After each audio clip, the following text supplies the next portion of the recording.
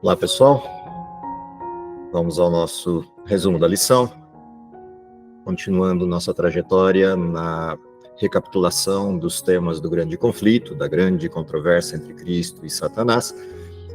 Estamos agora na lição número 7, e como sempre, alguém compartilha conosco o título da lição e verso, para a gente começar a nossa reflexão. Motivados pela esperança. Naquele dia se dirá: eis que este é o nosso Deus, em quem esperávamos, e ele nos salvará. Este é o Senhor, a quem aguardávamos na sua salvação, exultaremos e nos alegraremos. Isaías 25, 9. Perfeito, obrigado, Didice. O que é interessante observar na introdução da lição dessa semana? Nós estamos exatamente no meio do trimestre, ou seja, se pensássemos aí num trimestre construindo um gráfico, nós estamos na parte mais aguda do trimestre, ou seja, no ponto mais alto do estudo, e é interessante, curioso e caprichoso que exatamente nesse ponto intermediário da lição do trimestre a gente seja chamado a atenção para olhar para essa questão da mensagem do Evangelho, que é a esperança. E no caso específico, até por conta da escolha do texto base, que é o texto de Isaías 25, fica evidente de que esperança estamos falando. Estamos falando da esperança da vinda de Jesus. Porque esse tema, na sequência do estudo do grande conflito, imediatamente após o estudo da reforma e do fim daquilo que seria o período mais intenso de perseguições da igreja, que é o período medieval, as grandes tribulações desse período, que engloba a estrutura das profecias de Daniel, a primeira parte, o primeiro conjunto das profecias de Daniel, que dizem respeito à hegemonia do poder romano-cristão durante o período medieval. Por que terminar esse percurso neste ponto específico da esperança? Há algumas coisas interessantes sobre o estudo da reforma, sobre o estudo da maneira como Deus suscitou ou chamou pessoas para serem os defensores da verdade no período de perseguições da Idade Média. Quando a gente observa as doutrinas atacadas pelo processo medieval, atacadas pelo romanismo cristão, as doutrinas bíblicas que caem por terra, como o sábado, como a questão da mortalidade humana frente ao pecado, substituída pela imortalidade como modelo doutrinal, a questão da salvação vinculada a obras e penitências ou pagamentos e não vinculada à graça e à justificação que vem da fé, todas essas doutrinas que foram sendo alteradas no período medieval, na realidade tiraram o foco de uma doutrina principal. Há um elemento principal que deveria reger toda a expectativa das pessoas durante o cristianismo, na realidade, durante toda a história humana. Se a gente olha para o Velho Testamento, e a lição começa exatamente com essa abordagem, no Velho Testamento a gente vai encontrar centenas, milhares, quase 2 milhares de referências à segunda vinda de Cristo, ao fim da história, ao encerramento da história, com a vinda do Cristo que governaria para sempre. Se a gente vai ao Novo Testamento, de maneira equivalente, também encontramos quase 3 centenas de textos abordando a questão da segunda vinda. E a pergunta é, por que esse tema da segunda vinda de Jesus saiu de cena durante o período medieval e durante o período da Reforma? Apesar de as pessoas acreditarem na vinda de Cristo, apesar das pessoas acreditarem num modelo de salvação eterna e de redenção eterna promovidos pela vinda de Cristo, a expectativa de vinda de Cristo foi perdendo força ao longo da Idade Média. Aquilo que era a mensagem principal no início do cristianismo, apontando para um Jesus Messias que veio, morreu na cruz, foi ressuscitado e prometeu voltar, essa mensagem inicial do cristianismo foi perdendo a sua pujança, a sua evidência, o seu protagonismo, e dando visão a outros tipos de abordagens dentro do cristianismo. Quando a reforma protestante ela atinge o seu apogeu, quando a reforma do finalzinho do período medieval alcança sua proeminência mais ampla, algumas dissensões começam a ocorrer dentro do movimento de reforma. Tensões essas motivadas por discussões de interpretação bíblica, discussões doutrinais, E isso foi produzindo separações, segmentações no cristianismo. O cristianismo, originariamente formado por um único bloco, lá no tempo dos apóstolos, que depois se divide em dois blocos principais na sequência da história, ali pelo terceiro, quarto e quinto séculos. Quando a reforma protestante chega ao seu apogeu, esses movimentos de reforma se transformaram em movimentos estruturados religiosos, produzindo segmentação no cristianismo, religiões diferentes no cristianismo, fruto da interpretação dada ao texto bíblico por cada uma dessas vertentes de reformadores. Parte curiosa disso é que aquilo que deveria ser a revitalização da verdade plena, a recuperação do foco e do tom adequado do cristianismo, acabou se transformando na produção de uma infinidade de religiões cristãs. A ponto de hoje, no século XXI, a gente já estar falando em números que ultrapassam as 30 mil religiões cristãs, 33, 35 mil religiões cristãs, estimam alguns, dentro do contexto atual, século XXI. E a grande pergunta que persiste é: por que isso ocorre? Um dos elementos pelos quais esse perfil de segmentação vai ocorrer é a paralisação do procedimento da reforma. A base da reforma protestante do século XV, do século XVI, era o estudo da Bíblia e o retorno às Escrituras como fonte de verdade. Com o passar dos anos e a morte dos reformadores, os que seguiram os reformadores, os discípulos desses reformadores, sejam eles discípulos no sentido de continuarem pregando, ou discípulos simplesmente seguidores daquela pregação, o fato é que os discípulos da reforma não continuaram o legado inicial. A base da reforma era o estudo da palavra de Deus e a busca de compreensão da palavra de Deus a partir da influência do Espírito Santo. A sequência do modelo da reforma se mostrou decadente neste setor, e o estudo da Bíblia foi diminuindo, foi se estagnando à luz daquilo que os reformadores já haviam estudado, e não houve uma continuidade no estudo. Quando a gente adentra o próximo período da história, ou seja, passamos de 1798, damos entrada ao tempo do fim, na sequência da profecia do capítulo 7 de Daniel, e agora entrando para o capítulo 8 do livro de Daniel, o que a gente percebe é que Deus suscita pessoas que agora voltem ao texto bíblico, iniciem novamente ou reiniciem o processo do estudo da Bíblia e a continuidade das descobertas dos parâmetros, tanto doutrinais quanto da mensagem geral da Bíblia, mas principalmente a recuperação de uma mensagem que não foi à frente no período da Reforma, que é a mensagem da iminência da vinda de Jesus. É interessante notar que quando a gente olha para os textos de Daniel, capítulo 8, capítulo 9 e capítulo 12, principalmente, a gente vai perceber um momento específico na história em que Deus decide entrar em campo para encerrar a história e defender o seu povo, que até então vinha sendo perseguido, vinha sendo assolado e a verdade sendo posta por terra. Até que chegue um momento dentro do tempo do fim em que Deus se manifesta, intervindo nessa história para conduzi-la ao desfecho, conduzi-la ao encerramento.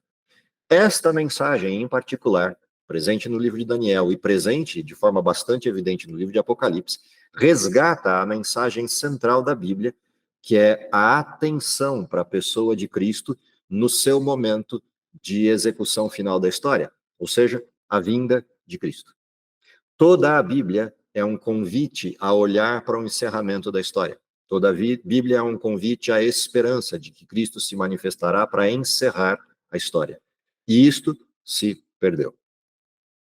A lição dessa semana vai trazer para a gente a recuperação desse tema. E a recuperação desse tema começa com um olhar para trás, para o Velho Testamento, e para o Novo Testamento, num olhar para frente, na perspectiva de quem vivia no primeiro século, tentando entender de que maneira essa promessa era lida por essas pessoas neste tempo. Se a gente vai para o Velho Testamento, a noção da vinda de Jesus, embora presente nos textos do Velho Testamento, ela não era muito clara para as pessoas que viviam nesse período, porque havia uma promessa em específico mais forte do que essas. E a promessa é a vinda do Messias, que, similar à promessa da segunda vinda de Cristo, trazia para aquelas pessoas uma expectativa de cumprimento. Porém, essa expectativa de cumprimento foi sendo perdida ao longo do tempo, quando esta mensagem perde a força e outras mensagens doutrinais ocupam o seu lugar. Não que as doutrinas não fossem importantes dentro do contexto do comportamento do povo de Israel, mas as doutrinas não poderiam superar a esperança principal. No caso deles, a vinda do Messias. Tanto isso é verdadeiro, esse desfoque, que quando Cristo vem ao mundo, ninguém está esperando por ele. Aquele que deveria vir e que, mesmo na expectativa deles, deveria governar como soberano e rei, não estava sendo esperado para aquele tempo. E a razão para isso, o distanciamento das profecias bíblicas, o afastamento da mensagem bíblica que aponta para a esperança. Esse mesmo erro cometido no período da vinda de Jesus, a primeira vinda de Jesus, corre-se o risco aconteça de novo na segunda vinda, em função do distanciamento do modelo profético.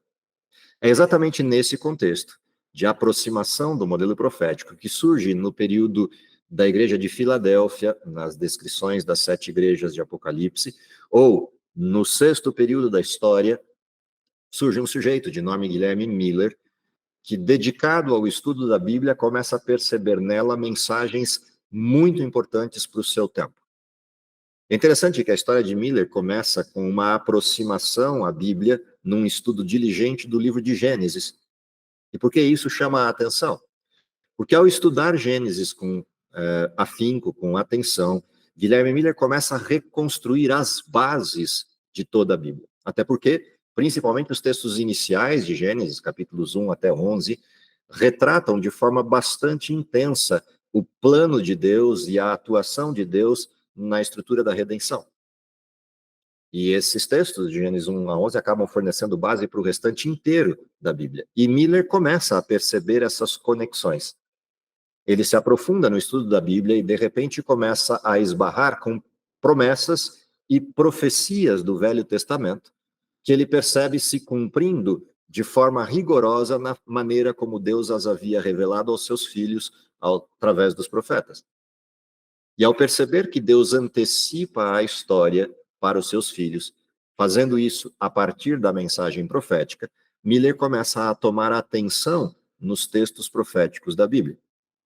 E agora não só o seu estudo se direciona para a compreensão das Escrituras, num sentido mais geral, mas começa a se deslocar para um estudo mais criterioso das profecias bíblicas. E devagarinho ele vai percebendo a maneira como várias dessas profecias foram se cumprindo em Israel, como o cativeiro no Egito, como a libertação, como a peregrinação dos 40 anos no deserto, como o processo do cativeiro babilônico e, por fim, a maneira meticulosa como as profecias de Daniel apontavam para a vinda do Messias, no capítulo 9 de Daniel. Ao perceber tudo isso, Miller começa a ficar surpreso e, ao mesmo tempo, empolgado com seus estudos e resolve aprofundá-los, principalmente focando as profecias de Daniel e uma percepção que começa a saltar aos seus olhos do cumprimento final ou último das promessas de Deus na redenção final. E ao se dedicar e ao se debruçar sobre os estudos no livro de Daniel, Miller esbarra com uma profecia que lhe chama a atenção. Conectada com o capítulo 9, a profecia do capítulo 8 de Daniel, que apresentava um tempo longínquo, um tempo grande e um tempo largo de profecia, que eram as 2.300 tardes e manhãs, ou os 2.300 dias proféticos do capítulo 8, verso 14, estavam atreladas a algo que, na mente de Miller, estava vinculado ao fim do mundo, a expressão purificação do santuário. Havia uma crença corrente nos tempos de Miller e até antes disso, de que essa expressão de purificação do santuário tivesse ligação com a purificação pelo fogo na destruição final do mundo e do pecado.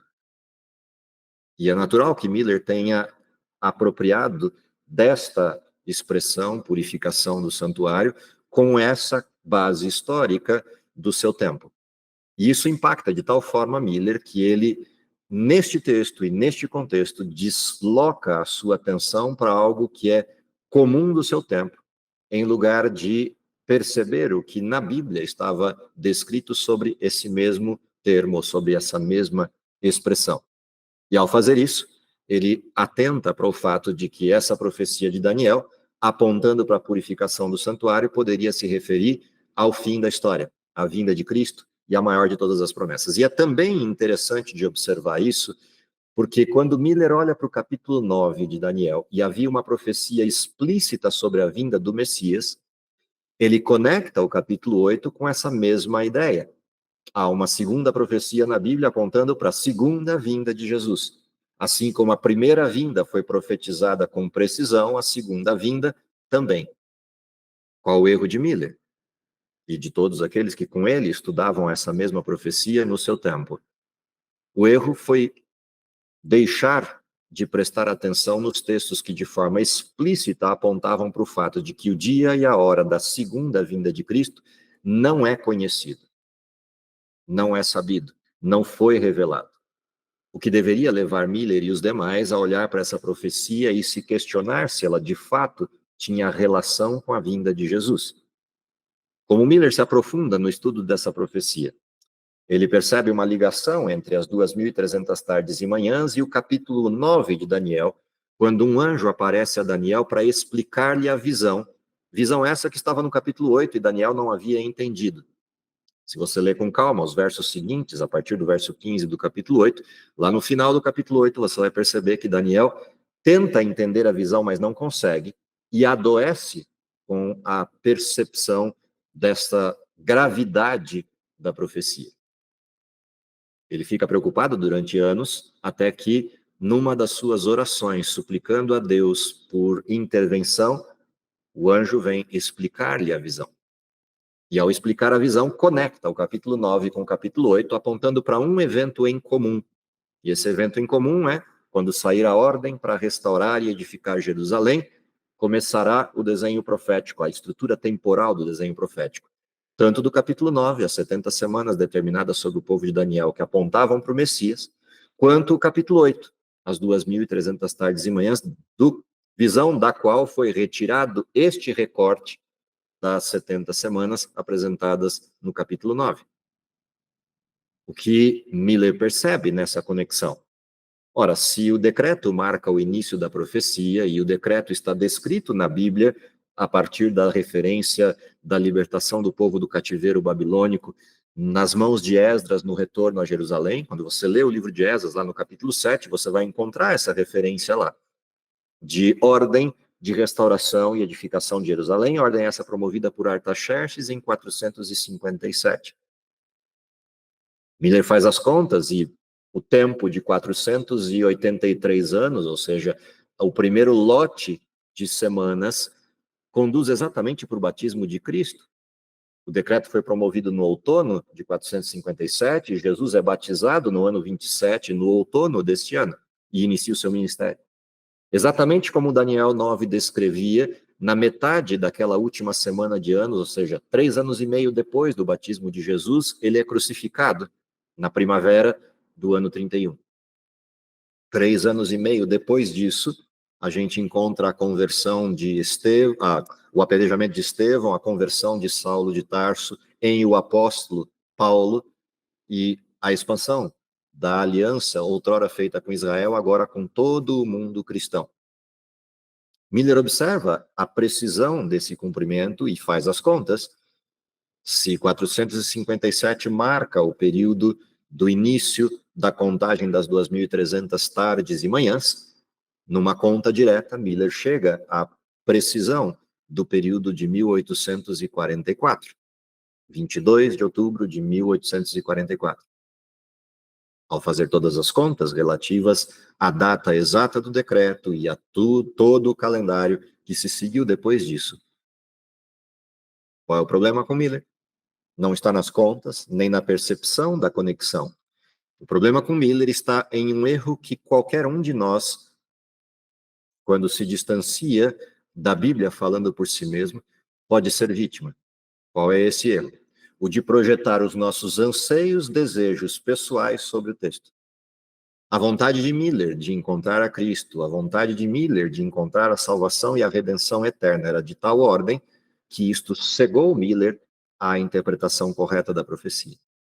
As tradições presentes no seu tempo, aplicadas a determinados termos bíblicos, foram mais fortes do que o próprio texto. E sem intenção de erro, Miller acaba iludido pelos seus próprios anseios e pelo seu próprio contexto. Como resultado, veio o grande desapontamento quando Cristo não retornou em 22 de outubro de 1844. A coisa curiosa disso é que esse desapontamento também estava predito na Bíblia no capítulo 10 de Apocalipse. Ou seja, qual é a grande questão da lição desta semana, posicionada exatamente aqui onde está? Pós-encerramento da Idade Média, abertura do texto bíblico disponível a todas as pessoas, ampliação das sociedades bíblicas. Qual é a advertência da lição número 7 para nós, dentro do tema do conflito?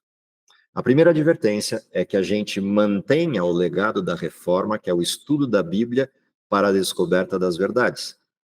E como legado da reforma, estou olhando para os reformadores principais que iniciaram esse processo. Segunda advertência da lição dessa semana, que a gente preste atenção para verificar se nossos anseios pessoais ou desejos pessoais não estão se projetando sobre a Bíblia e criando verdades, entre aspas, a palavra, onde não existem. Ou criando direcionamentos interpretativos ou compreensões da Bíblia, fruto das nossas perspectivas pessoais e da nossa racionalidade, e não a Bíblia interpretando a si mesma. Terceira advertência da lição dessa semana é que a gente não perca de vista a maior das esperanças, a vinda de Cristo, como aquele ponto regulador, aquele ponto focal que direciona a nossa prática e a nossa existência, ou seja, somos peregrinos num mundo que não é nosso. Somos peregrinos em marcha, na direção dessa esperança. E somos peregrinos em missão, avisar a todos com os quais encontramos ao longo dessa caminhada rumo ao céu, avisar a todos esses de que o céu é para lá e de que o céu está chegando. A missão. Quarta advertência para essa semana. A quarta advertência para essa semana é uma necessidade profunda de aproximação do texto bíblico, quer para interpretação adequada, percepção adequada das profecias bíblicas, quer para transformação do coração na direção da prática necessária para quem acredita nessas profecias para o seu tempo. Quinta e última lição, de que esse tempo está bem mais próximo do que qualquer um de nós poderia imaginar, considerando que todas as profecias de tempo na Bíblia, inclusive a maior delas, que é essa de 2.300 tardes e manhãs de Daniel 8,14, já se cumpriram. Vivemos no tempo do fim, na realidade, no final do tempo do fim, no período da última das igrejas descritas no livro de Apocalipse, ou seja, o último período do cristianismo e da sua história. Vivemos na iminência da vinda de Cristo e corremos o risco de cometer os mesmos erros que foram cometidos nas abordagens proféticas anteriores em relação ao comportamento do povo que recebeu as promessas. Corremos o risco de estar na porta da terra prometida como Israel e termos que peregrinar 40 anos no deserto. Corremos o risco de estar na porta de uma arca que vai sendo construída e não entrar nela. Corremos o risco de estar às portas do nascimento do Messias e do seu batismo e do seu ministério e crucificá-lo. Corremos o risco de viver todo o período da reforma e perdermos a sua essência, a Bíblia e a fé. Corremos o risco de viver o último tempo da história e na plenitude dos tempos, quando Cristo vier, não encontrar fé na terra. Essa é a última advertência da lição dessa semana e por isso, para mim, essa é a lição do ápice do estudo de revisão do conflito. As próximas lições que veremos a seguir começam uma jornada numa outra direção, continuando, obviamente, essa mesma história, mas numa outra direção, que é a percepção daquilo que ancora o nosso tempo, a nossa estrutura, o nosso período de existência, acompanhando o surgimento do remanescente, no sentido do remanescente final, e principalmente acompanhando o desfecho do grande conflito apontado para a vinda de Cristo, para o estabelecimento do seu reino, para o milênio e todas as coisas que circundam a mensagem do advento. Portanto, chegamos ao ponto áureo do trimestre, onde somos advertidos para não cometer os mesmos erros do passado, aprendermos com as coisas boas do passado e continuar o legado dessa prática, para que não sejamos pegos de surpresa, como a mensagem bíblica aponta para os que estarão distantes de Deus, que se sentirão surpreendidos como um ladrão à noite com a vinda de Cristo. Que não seja essa a nossa realidade, que a nossa realidade seja a de viver como aqueles que de fato aguardam, que estejam com suas malas prontas para a viagem, que estejam cumprindo a missão enquanto esperam, como diz Pedro, aguardando e apressando a vinda do nosso Deus. Que essa seja a sua realidade no estudo dessa semana, é o meu desejo para vocês e para mim, e nos encontramos na próxima revisão. Vamos orar? Querido Pai que está nos céus, te agradecemos pelo dom da vida, te agradecemos porque temos a certeza de que ao longo de toda a história da humanidade, tu estivestes ao lado de cada um dos teus filhos, direcionando suas práticas, apontando caminhos e principalmente renovando a esperança. Dá, Senhor, que não seja diferente em nosso tempo, que possamos ser provocados pelo teu Espírito para nos aprofundarmos no estudo da tua palavra, na compreensão do momento peculiar em que vivemos e principalmente no exercício da missão, focado na redenção eterna, focado na propagação do Evangelho e na expectativa de que isso ainda aconteça em nossa geração. Isso tudo te pedimos e te agradecemos, confiados nos méritos de Cristo, em nome dele que oramos. Amém.